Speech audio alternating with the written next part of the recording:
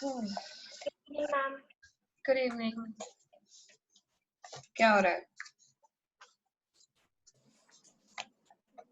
पूछो मत। चलो नहीं पूछती।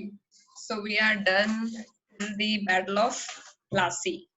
आज मैंने बोर्ड की तरफ किया नहीं है, जब कुछ लिखने का होगा तब बोर्ड की तरफ किया जाएगा। There should be little bit of change so that. अभी तो हम कहानी ही सुन रहे हैं, क्वेश्चंस तो किए नहीं। ओके, सो अभी तक जो समझाया उसमें कुछ समझ आया तुम लोगों को? Yes ma'am. मैं एक दो क्वेश्चन पूछूं तुम लोगों से? मुझे लगता है जो मैंने पढ़ाया उसमें से हो जाएगा। लेट्स सी कि आपको आया है या नहीं आया। Okay, so if I ask which Mughal emperor granted the British the right to trade in Bengal, Bihar, and Odisha, and I'm giving you three options here. No, Bengal, Bihar, and Odisha.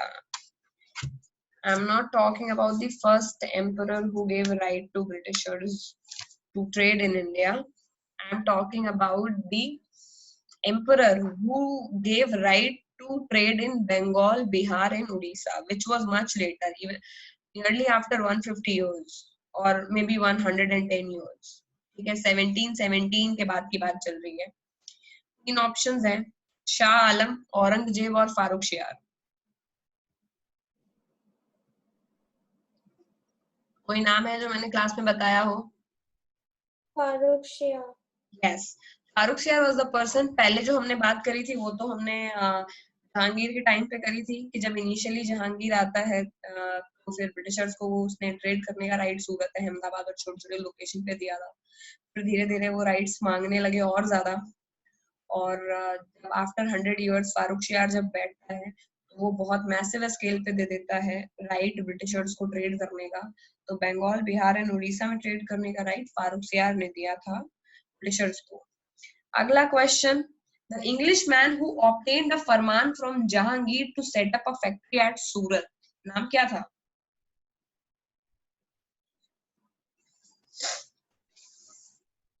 William Hawkins, Thomas Roe और Francis Drake? Francis Drake. और ये कैसे possible है बच्चा?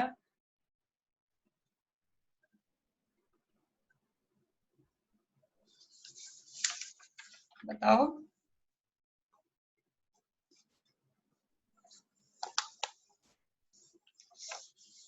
मैंने बताया नहीं, सबसे पहले विलियम हॉकिंस इंडिया में आए थे और उन्होंने जहांगीर से परमिशन ली थी, तब वो सूरत में फैक्ट्री लगा रहे थे। अभी अभी तो बताया, 1 मिनट पहले की बात है। बंगाल, बिहार और उड़ीसा में तो फैक्ट्री लेट लगवाई गई, लेकिन सूरत में तो फैक्ट्री सबसे पहले ही लगी है। और वो विलियम हॉकिंस ने ही पूछा है जहांगीर से। पढ़ाई लिखाई कुछ हो नहीं रही है। अगला question, who was the nawab of Bengal during the battle of Plassey? Alivardi Khan, Sirajuddaula, Shujauddaula? Sirajuddaula. Sirajuddaula, Siraj. Yes. अगला क्वेश्चन, ओके, ये मुझे भी थोड़ा पढ़ाना है। Dash were the first Europeans to arrive in India? Portuguese. Portuguese. In 1865, high courts were established at 3 presidencies. नाम क्या है उनके?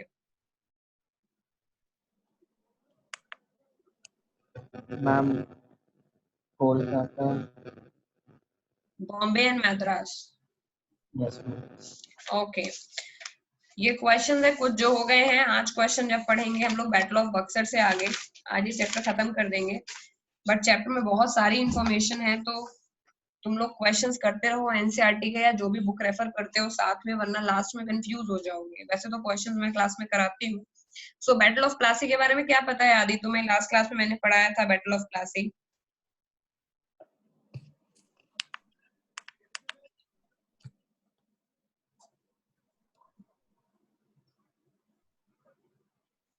आदि, what do you know about the battle of Plassey?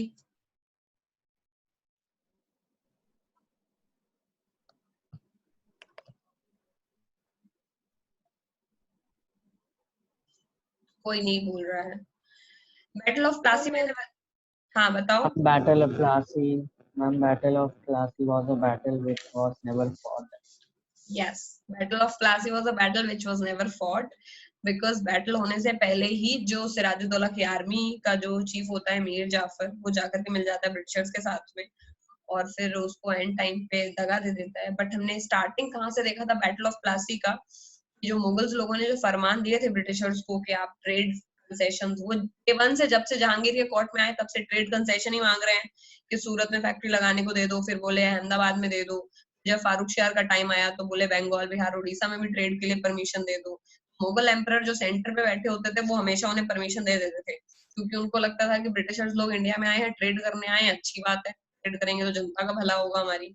लेकिन एंड में जो प्रोविंसेस के लॉर्ड होते थे उनको दिक्कत होती थी, क्योंकि ये लोग फिर टैक्स की चोरी करते थे। तो वही चीज बंगाल में जब इन्होंने करने की कोशिश करी तो उसमें बहुत सारे ईस्ट इंडिया कंपनी के ऑफिशियल्स थे जो करप्शन में लगे हुए थे।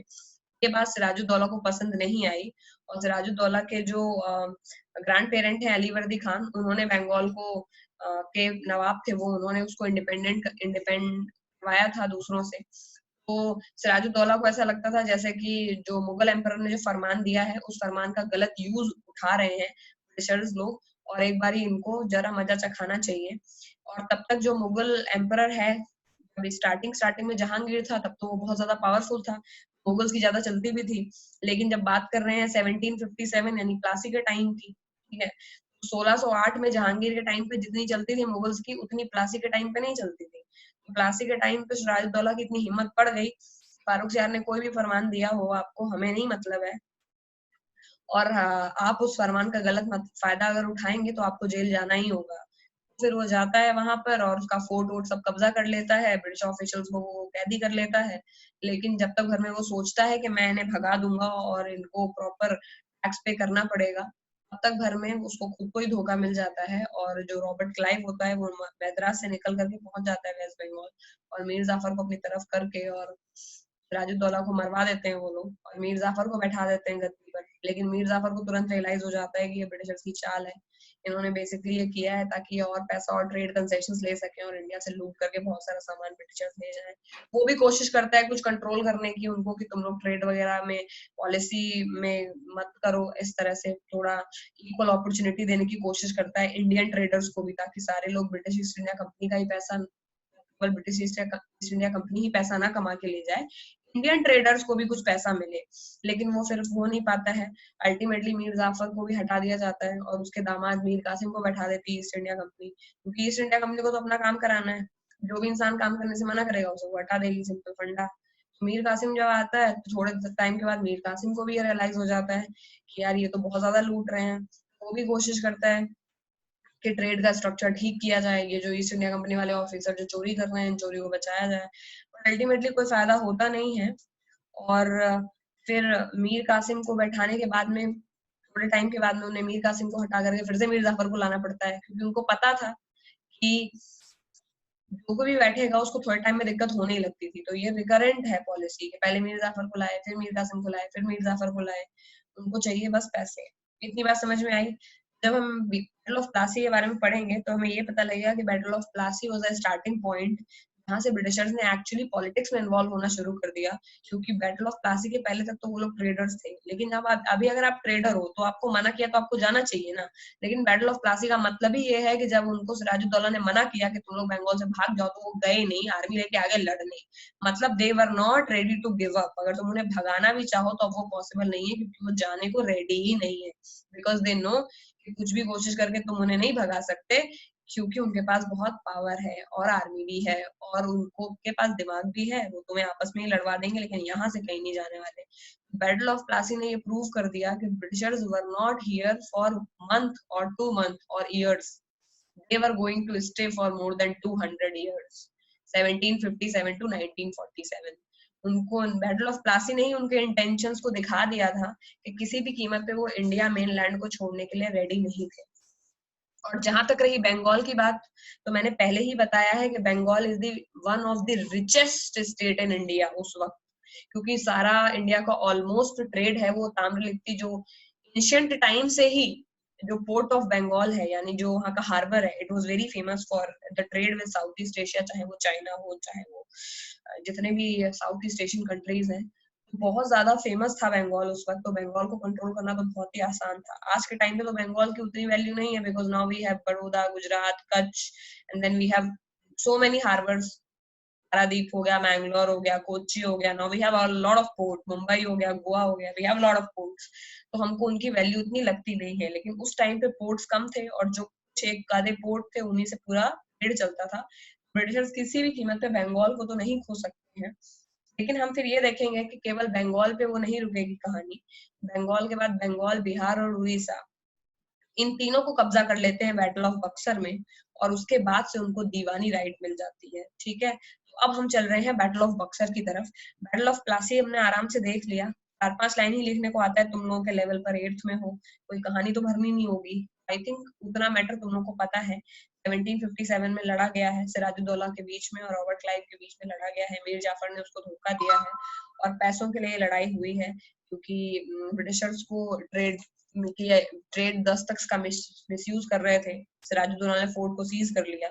इतनी ही बात है, और उसके बाद में it is a battle which is actually never fought, क्योंकि सिराजुद्दौला हार जाता है और उसको मार दिया जाता है। इतना ही है बैटल ऑफ प्लासी। इतना 4-5 लाइन लिख जो लोगे तुम लोग का क्वेश्चन हो जाएगा बैटल ऑफ प्लासी का। बैटल ऑफ प्लासी का एक्चुअली पीछे क्वेश्चन भी है जो मैं साथ साथ करा रही हूँ। पूछते हैं, एक क्वेश्चन पूछा है इन्होंने, what was the reason between conflict between Mir Jafar and East India Company. Same है जो सिराजुद्दौला को प्रॉब्लम थे, क्योंकि सिराजुद्दौला को हटाने के बाद में जब वो लोग मीर जाफर को लेकर के आए तो मीर जाफर को भी सेम प्रॉब्लम था, क्योंकि मीर जाफर को लाने के बाद उन्होंने मीर जाफर से, अभी याद हो मैंने पिछली क्लास में बताया था कि 24 परगना यानी 24 विलेजेस मांग लिए थे कि 24 विलेजेस से हम लोग रेवेन्यू कलेक्ट करेंगे। अभी एक बंगाल में मान लो 100 विलेज होते हैं, अभी वॉर लड़के आप बोल रहे हो कि बंगाल के 100 विलेजेस में से 24 विलेज मेरे को दे दो, ऐसे थोड़ी ना होता है यार। तुम ट्रेडर हो तो ट्रेड करो। ऐसे यहाँ पे लोकल पॉलिटिक्स में सारी चीजें कंट्रोल करने की कोशिश क्यों कर रहे हो? तो जब मीर जाफर ने 24 डिस्ट्रिक्ट दे दिए बंगाल के, उसके बाद में भी धीरे धीरे real power east India company की मीर जाफर को दिखने लगी।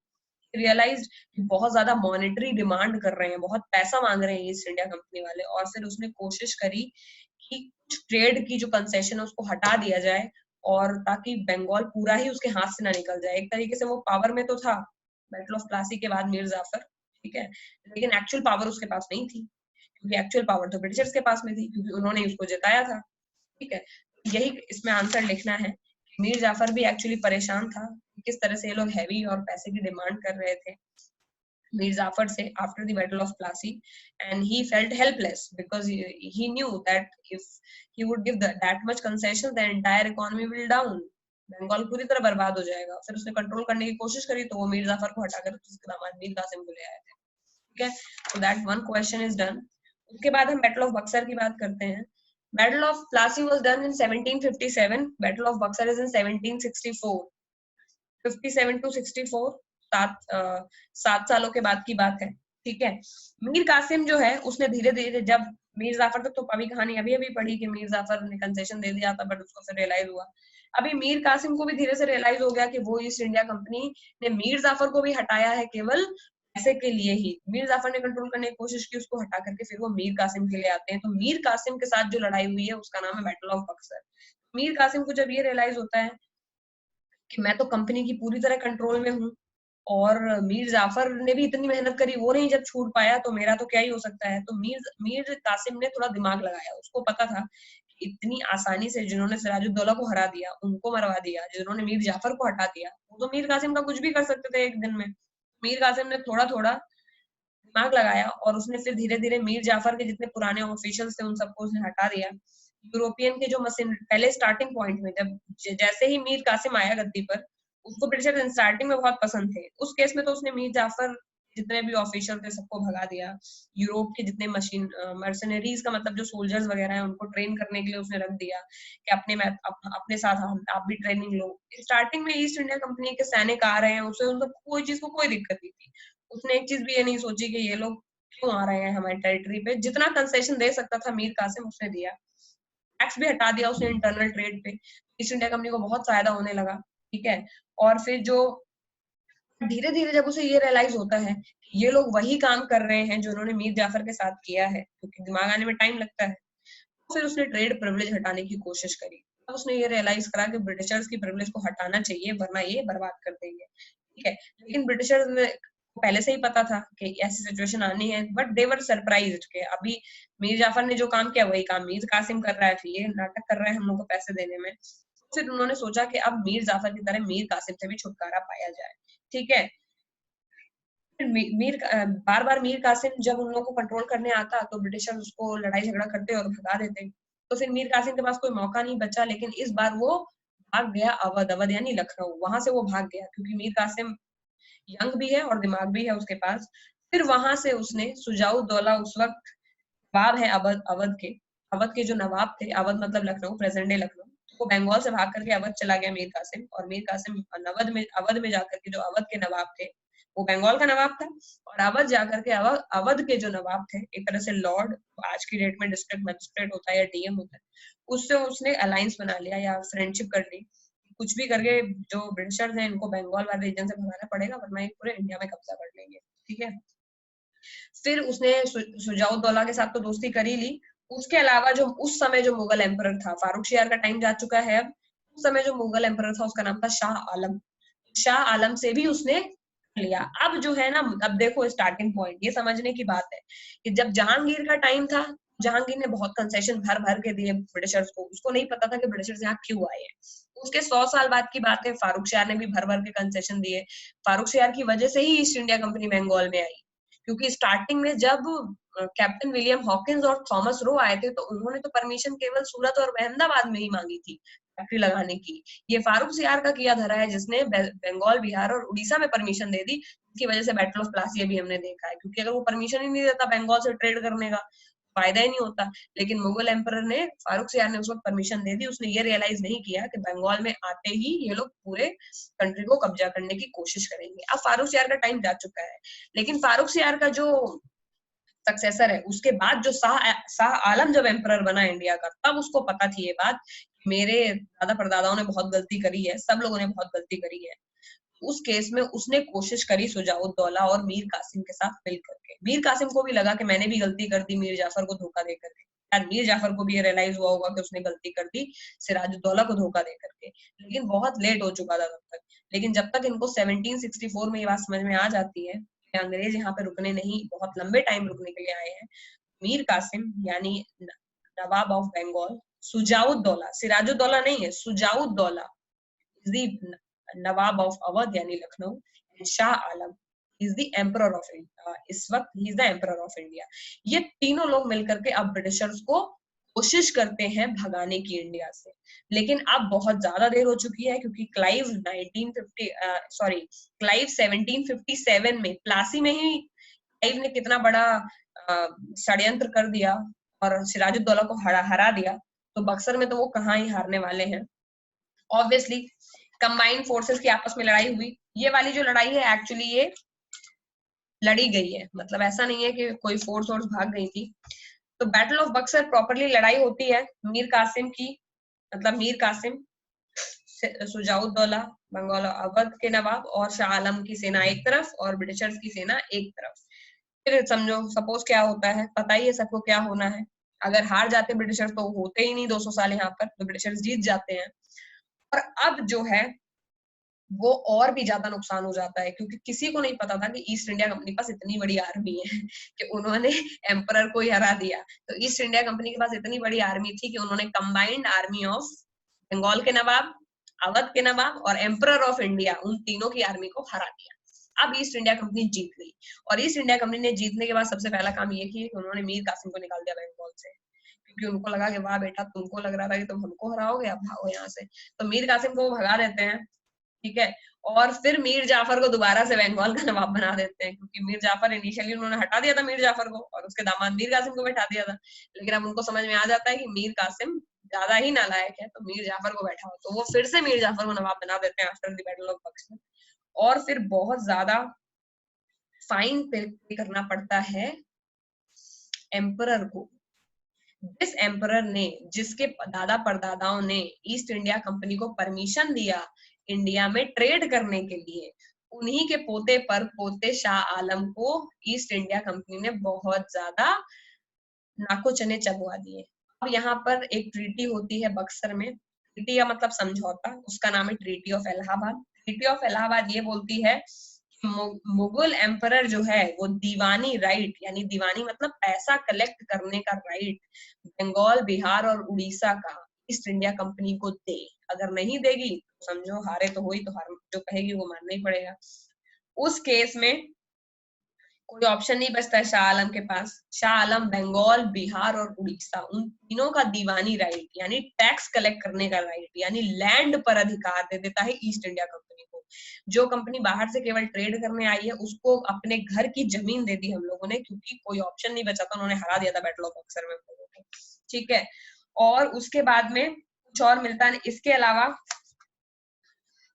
कंपनी को बंगाल, बिहार, उड़ीसा की वो तो मिल ही गई, और उसके अलावा जो नवाब ऑफ अवध है, क्योंकि उसने सपोर्ट किया था मीर कासिम का, हेल्प की थी, तो नवाब ऑफ अवध पे भी उन्होंने फाइन लगा दिया कि तुमने कैसे हिम्मत करी हमारे खिलाफ वॉर में हेल्प करने की मीर कासिम की। नवाब ऑफ अवध के ऊपर भी 26 लाख का फाइन लगा दिया उस समय उन्होंने 1764 में कि तुम बेटा पैसे दो, तुमने बहुत ज्यादा मदद करी मीर कासिम की हमको हटाने के लिए। तो नवाब अवध को भी उन्होंने नाप दिया, उसको भी हटा दिया सीन से।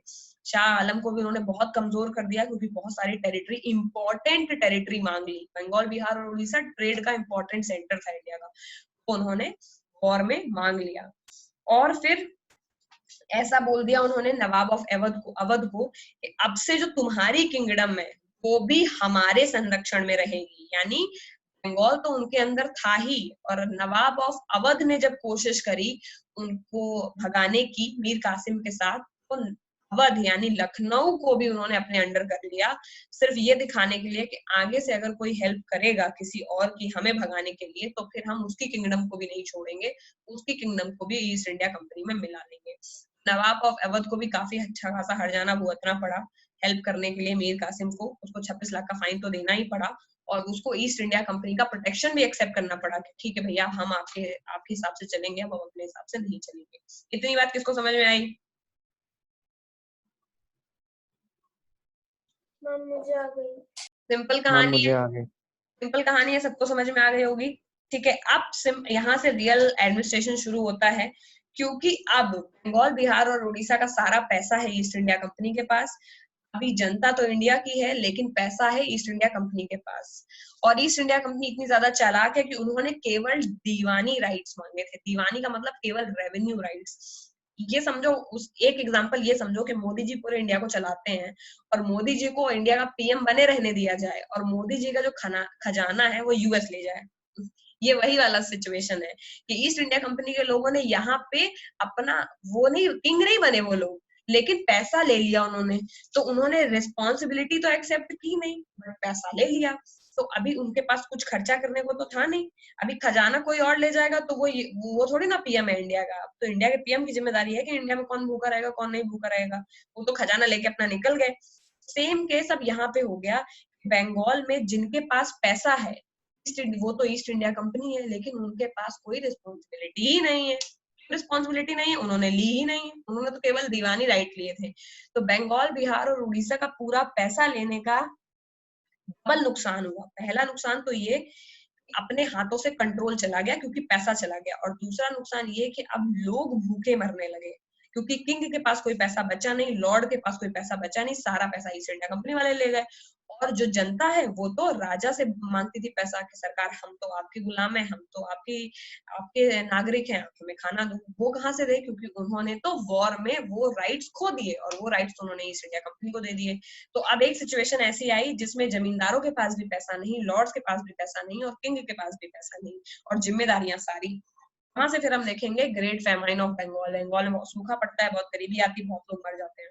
ठीक है, तो दीवानी राइट के हिसाब से बहुत सारे वास्ट रिसोर्सेज ऑफ बंगाल का बहुत मिसयूज किया। बंगाल बहुत रिच था बताया मैंने, वो रेवेन्यू की वहां से बंगाल के उन लैंड से जो पैसा मिलता था उस पैसे से वो लोग हमारा ही कॉटन और सिल्क खरीदते थे। मतलब हमसे लैंड ले ली और उस लैंड से पैसा कलेक्ट कर लिया और उसी पैसे से हमसे ही कॉटन और सिल्क भी खरीद लिया और उसको ले जाते थे वो लोग यूरोप। एक तरीके से उनको यूरोप से अब पैसा लाने की जरूरत नहीं थी, क्योंकि हमारे यहाँ का ही पैसा से हमारा सामान खरीद लिया और उसको ले गए यूरोप। तो यूरोप से तो कोई पैसा इंडिया आया नहीं, और इंडिया से पैसा और सामान दोनों ही गया, ठीक है। और वो फिर बिल्डिंग और कंपनी के, और जो बच गया पैसा उससे कंपनी के फोर्ट बनाने लगे, वो लोग आर्मी अपनी इकट्ठी करने लगे।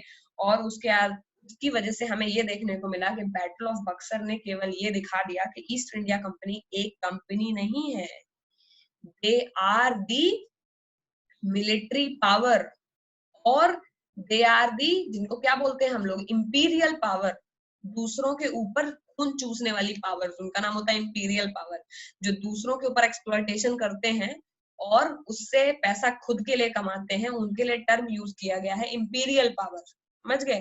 तो उन्होंने ये दिखा दिया कि ईस्ट इंडिया कंपनी केवल एक ट्रेडिंग कंपनी नहीं है, it is a company which has come to exploit India, क्योंकि उनके पास अपनी एक मिलिट्री भी है। इतनी बात किसको समझ में आई?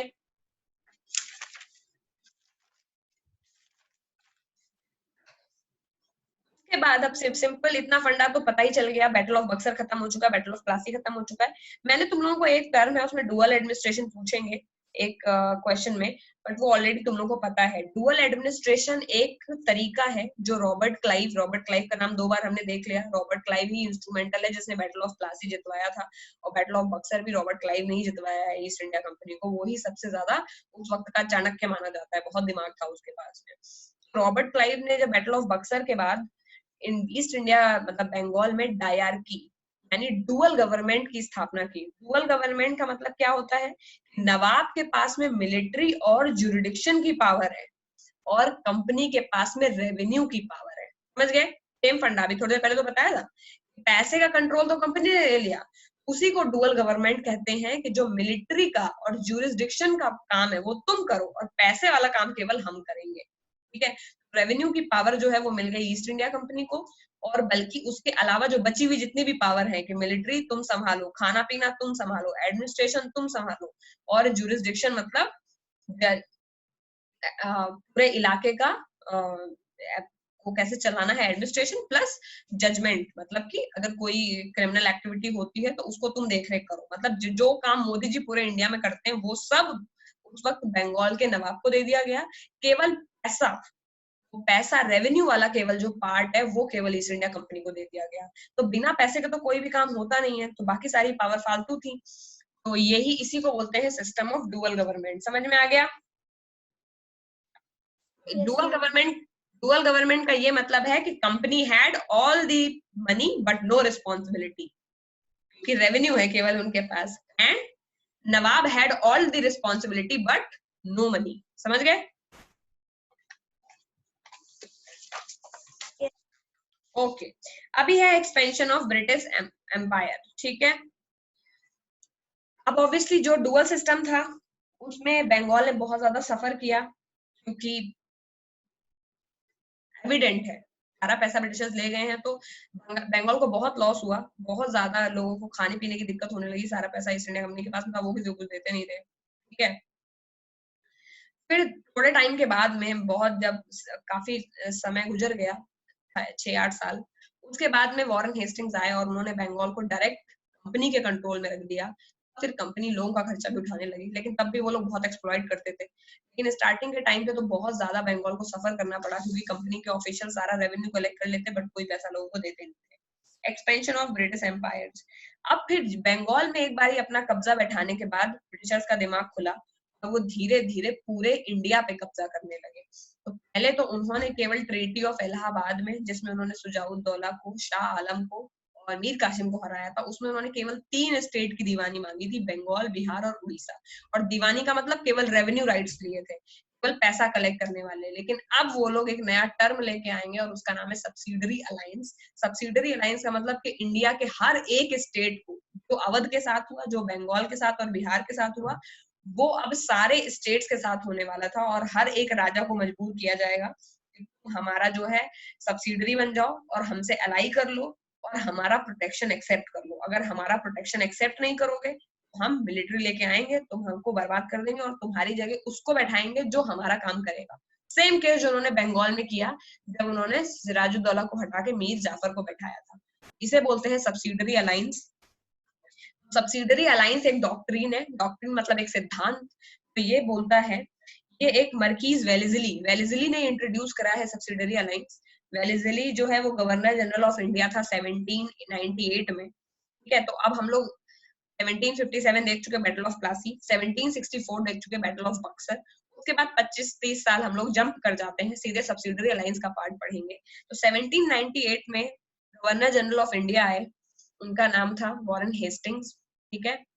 वॉरेन हेस्टिंग्स जब इंडिया सॉरी वेलेजली जब हेस्टिंग्स तो वेलेजली से पहले आए थे, वेलेजली मार्कीज वेलेजली जब इंडिया में थे तो उन्होंने एक ट्रीटी बनाई, सिद्धांत, और उसका नाम उन्होंने रखा सब्सिडरी अलायंस। सब्सिडरी अलायंस उन्हीं के दिमाग की उपज है और जिसकी वजह से आगे इंडिया को बहुत ज्यादा नुकसान होगा, देखते हैं कैसे, ठीक है।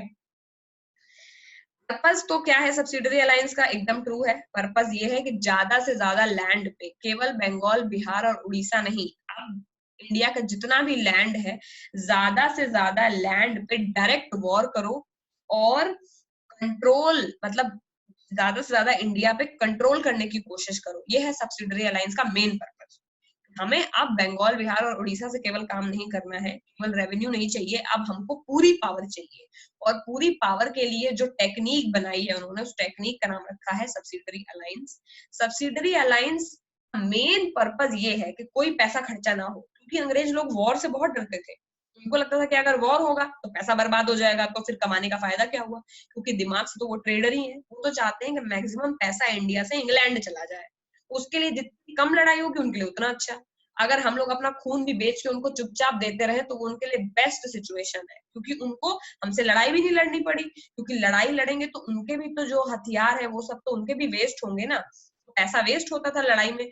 तो लोग लड़ाई नहीं करना चाहते थे, तो लड़ाई लास्ट रिजॉर्ट था उनका, कि जब ये लोग बिल्कुल भी ना माने तो इनको मारो और इनके ऊपर आर्मी भेजो। उसके पहले जितना हो सके उतना दिमाग लगा के, तोड़ मरोड़ करके, डिवाइड एंड रूल करके इनके बीच लड़ाई खुद बैठा दो और अपना उल्लू सीधा कर लो, समझ गए। तो इसी तरह से उन्होंने अपनी टेक्निक बनाई थी सब्सिडरी अलायंस का मतलब ये। हाँ बेटा, हम डिवाइड एंड रूल क्या है? डिवाइड एंड रूल का मतलब है कि दो लोगों को आपस में लड़ा दिया, जो दो फ्रेंड हैं उनको आपस में लड़ा दिया, और फिर दोनों से अलग अलग दोस्ती कर ली। जैसे तुम्हारी और आदि की बहुत अच्छी फ्रेंडशिप हो और मैं तुम दोनों की लड़ाई करवा दूं, और फिर तुम लोगों से इंडिविजुअली अलग अलग दोस्ती कर लो, तो आदि क्या होगा, मेरी बात सुनेगा, तुम भी मेरी बात सुनोगी, बट तुम दोनों आपस में बात नहीं करोगे। तो जब तक तुम लोग डिवाइडेड रहोगे तब तक कमजोर रहोगे, क्योंकि उनको ये बात पता थी यूनाइटेड जब, तभी तो ये टेक्निक निकली है ना बेटा, कि जितना आप यूनाइटेड रहोगे उतना ताकतवर रहोगे। कि यूनाइटेड अगर सब लोग रहे, यही तो रीजन था, यही डिवाइड करने के लिए ही तो ये रीजन था कि उन्होंने बैटल ऑफ बक्सर के बाद जो लखनऊ का नवाब था उसके ऊपर फाइन लगा दिया, क्योंकि वो ये नहीं चाहते थे कि कोई किसी की हेल्प करे, क्योंकि हेल्प करने में उनका नुकसान था, उनको और बड़ी आर्मी लानी पड़ती थी डिफीट करने के लिए, उनका और पैसा लगता था, समझ गए। Yes ma'am. ओके, अभी पर्पस ये है सब्सिडरी अलायंस का। तो सब्सिडरी अलायंस किसने इंट्रोड्यूस करी है, वेलेजली ने। अब इंट्रोड्यूस करी है 1798 से 1805 में आया है, तो 1799 या 1800 मान लो, उसमें उन्होंने इंट्रोड्यूस करी थी ये टेक्निक। मतलब ये था कि मैक्सिमम पार्ट ऑफ इंडिया में कंट्रोल करना है, और मेन जो पॉलिसी है वो है डायरेक्ट वॉर ना लड़ना पड़े, क्योंकि डायरेक्ट वॉर में पैसा बर्बाद होता है। डायरेक्ट वॉर ना लड़ना पड़े, और spending any money on maintaining troop, ताकि कोई भी पैसा ना लगे सेना इकट्ठा करने में, सारा पैसा हम भर भर के बोरे में इंग्लैंड ले जा सके, ठीक है। अभी मेन प्रिंसिपल क्या थे सब्सिडरी अलायंस के, सब्सिडरी अलायंस के 4-5 रूल थे। पहला ये था कि जो भी इंडियन राजा सब्सिडरी अलायंस को एक्सेप्ट करेगा उसको अपनी आर्मी छोड़नी पड़ेगी, ठीक है। तो अगर मैं सब्सिडरी अलाई बनना चाहता हूँ ब्रिटिशर्स का, तो वो मेरी पूरी आर्मी हटा देंगे, ठीक है। उसके अलावा उसको ब्रिटिशर्स की आर्मी अपनी टेरिटरी में रखनी पड़ेगी, यानी मैं मेरी आर्मी, मेरी पर्सनल आर्मी को हटा दूंगा और ब्रिटिशर्स की आर्मी को अपने अंडर, अपने मैं राज्य में लूंगा। उसके अलावा उनकी तरफ से ब्रिटिशर्स ये बोलते थे कि जब आप अपनी, मेरी आर्मी को अपने लैंड में लेंगे फिर हम आपको बचाएंगे, यानी कि आपको हम प्रोटेक्ट करेंगे दूसरों से, समझ गए। तो यानी कहने का मतलब ये है, अगर लखनऊ को सब्सिडरी अलाई बनना है ईस्ट इंडिया कंपनी का, तो लखनऊ को अपनी पूरी आर्मी सरेंडर करनी पड़ेगी, और लखनऊ के अंदर ईस्ट इंडिया कंपनी की आर्मी रहेगी जो कि लखनऊ को दूसरों से बचाएगी। ये वही तरीका है, सबसे बोल दिया कि तुम लोग अलग अलग हो, हम सबके यहाँ आएंगे और सबको प्रोटेक्ट करेंगे, ठीक है। In case of the failure, अभी क्या है, जो आर्मी रहेगी मेरी, यानी ईस्ट इंडिया कंपनी ये बोलती थी कि आपकी कोई आर्मी नहीं रहेगी, सारे स्टेट में हमारी आर्मी रहेगी, जो भी हमारा सब्सिडियरी एलाई बनेगा, बट उस आर्मी का खर्चा राजा को उठाना पड़ेगा। मतलब मेरे स्टेट में आर्मी रह रही है तो मुझे ही आर्मी को खिलाना पड़ेगा, समझ गए। और अगर मैं आर्मी को पेमेंट देने में सक्सेसफुल नहीं रह पाया तो उस केस में मुझे अपनी टेरिटरी का कुछ पार्ट उनको देना पड़ेगा। बताओ, हर तरफ से फंसाने वाली सिचुएशन है। पहली बात, मेरी आर्मी हटा दी, मेरे पास तो कोई पावर बची नहीं। दूसरा, तुम्हारी आर्मी को खाना मैं मेरी जेब से खिलाऊंगा तो मेरे पैसे लगेंगे, तुम्हारे तो पैसे भी नहीं लगेंगे। मतलब तुम्हारी आर्मी मेरे यहाँ रहेगी लेकिन तुम्हारा कोई खर्चा नहीं होगा। लेकिन जब एक्चुअली लड़ाई का टाइम आएगा तो तुम्हारी आर्मी तुम्हारी तरफ से लड़ेगी क्योंकि वो तुम्हारी आर्मी है। तो कितने अक्लमंद है ये लोग, इन्होंने सब्सिडरी अलायंस का जो रूल बनाया है, मेरी आर्मी तुम्हारे यहाँ रहेगी और उसका खर्चा तुम उठाओगे, और अगर खर्चा नहीं उठा पाए तो तुम्हारी टेरिटरी यानी तुम्हारी जमीन में से कुछ पार्ट हम ले लेंगे। हर तरफ से विन विन सिचुएशन है। या तो तुम अपनी जमीन का सारा पैसा खर्चा करके मेरी आर्मी को खाना खिलाओ, और अगर मेरी आर्मी को खाना नहीं खिलाओगे तो तुम्हारी जमीन हम ले लेंगे। और अगर किसी भी केस में ने किसी और के साथ में संधि करने की कोशिश करी तो वो अलाउड नहीं है। तो सब्सिडरी अलायंस का एक और तरीका, एक और रूल ये भी था कि बिना ब्रिटिश की परमिशन के जो एक राजा है वो किसी दूसरे राजा से संधि भी नहीं कर सकता है, फ्रेंडशिप भी नहीं कर सकता है, और दुश्मनी भी नहीं कर सकता है। कैसा लगा? और हर एक राजा के कोर्ट में एक ब्रिटिशर्स का दूत रहता था, उसका नाम था रेजिडेंट। हर एक राजा के कोर्ट में एक ब्रिटिशर्स रेजिडेंट खड़ा होता था। तुम लोगों ने अगर पुरानी मूवीज देखी होंगी, हमेशा ही ब्रिटिशर्स का जो रेजिडेंट होता है वो राजा के हमेशा लगान में भी है। राजा का मतलब राजा किंग होता है, किंग के पास में एक गोरा आदमी खड़ा होता है, ब्रिटिशर्स का रेजिडेंट होता था जो ब्रिटिशर्स को रिपोर्ट करता था कि किंग लोग क्या कर रहे हैं। तो फिर जितने भी नॉन इंग्लिश फॉरेनर्स हैं उन सबको आपको अपनी टेरिटरी से भगाना पड़ेगा। फॉर एग्जाम्पल, अगर मेरे सब्सिडरी अलाइव तुम बने हो तो तुम्हारे यहाँ अगर फ्रेंच, डच ये लोग रुके हुए तो उनको भी निकालना होगा। तुम लोगों को सारी बात समझ में आ रही है? Yes ma'am. सब्सिडरी अलाई के तरीका ये था कि सब्सिडरी अलाई बना करके वो एकदम तुम्हें अपना गुलाम बना लेना चाहते हैं कि सब्सिडरी अलाई के केस में ना तुम्हारे पास आर्मी रहेगी, ना तो तुम किसी और राजा से संधि कर सकते हो, ठीक है, यानी सारे फॉरेन अफेयर्स तुमको सरेंडर करने पड़ेंगे। इसके अलावा तुम किसी और कंट्री के, ब्रिटेन मतलब ब्रिटिश को छोड़ करके फ्रेंच, डच, ऐसे किसी इंसान को तुम अपनी टेरिटरी में नहीं रख सकते हो, उनको बाहर निकालना पड़ेगा तुमको। उसके अलावा जो ब्रिटिश ईस्ट इंडिया कंपनी की मर्जी में आएगी वो वही करेगी।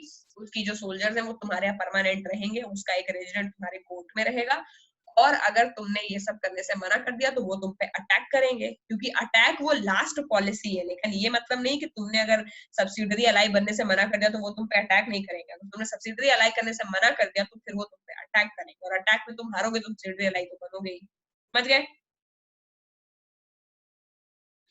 तो ये सिस्टम ऑफ ब्रिटिशर्स लोग, ये जो सिस्टम बनाया वेलेस्ली ने, जो उसके दिमाग से निकला, बड़ा ही खतरनाक आइडिया था, बट ये बहुत ज्यादा पावरफुल रहा और ब्रिटिशर्स ने बहुत जल्दी बहुत ज्यादा पार्ट ऑफ इंडिया पे कंट्रोल कर लिया अपनी इस पॉलिसी के चलते, ठीक है। तो वो लोग क्या करते, नौटंकी करते कि तुमको प्रोटेक्ट करने के लिए हमने अपनी आर्मी भेजी है, और एक्चुअली में उनका मेन पर्पस होता है जिसके यहाँ आर्मी भेजी उसको अपना सब्सिडरी अलाई बना लिया जाए, उसकी आर्मी को सरेंडर करवा लिया जाए और उसके पूरे रिसोर्सेज में और पूरे राज्य पे कब्जा कर लिया जाए। ये उनका मेन एजेंडा था सब्सिडरी अलायंस के पीछे। इसके चलते ब्रिटिश ईस्ट इंडिया कंपनी की बहुत सारी टेरिटरीज बढ़ गई, ठीक है, और इंडियन स्टेट्स को काफी डिसएडवांटेज हुआ। उनके पास में कोई तरीका नहीं बचा इंडियन किंग के पास में कि वो किसी और किंग से संधि कर ले। अभी मैं अकेला मेरे घर में बैठा हुआ हूँ, मेरे पड़ोसी राज्य के, मेरा पड़ोसी भी सब्सिडरी अलाई है, ये वाला पड़ोसी भी सब्सिडरी अलाई है, हम तीनों के पास ही आर्मी भी नहीं है कि हम तीनों हाथ मिला करके ब्रिटिशर्स को भगा सके। तो मेन पर्पस यही था कि किसी के पास आर्मी नहीं रहेगी तो कोई इंडिया से भगाने की कोशिश ही नहीं करेगा ब्रिटिशर्स को।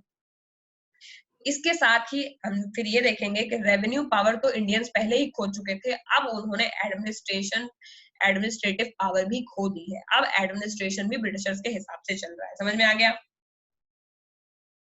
फिर हम कुछ ऐसे स्टेट्स की बात करेंगे जिन्होंने सब्सिडरी अलायंस को ले लिया है। निजाम ऑफ हैदराबाद, यानी Hyderabad was the first state to become the subsidiary alliance. Hyderabad ने सबसे पहले सब्सिडरी अलायंस को एक्सेप्ट किया था, ठीक है। उसके बाद में उस नवाब ऑफ अवध, फिर अवध ने भी कर लिया। वैसे तो बक्सर के टाइम पे भी उन्होंने अवध को पहले से ही अपना प्रोटेक्टोरेट बना लिया था, लेकिन उसको सब्सिडरी अलाई का नाम नहीं दिया था। तो हमने पहले ही देख लिया ट्रीटी ऑफ इलाहाबाद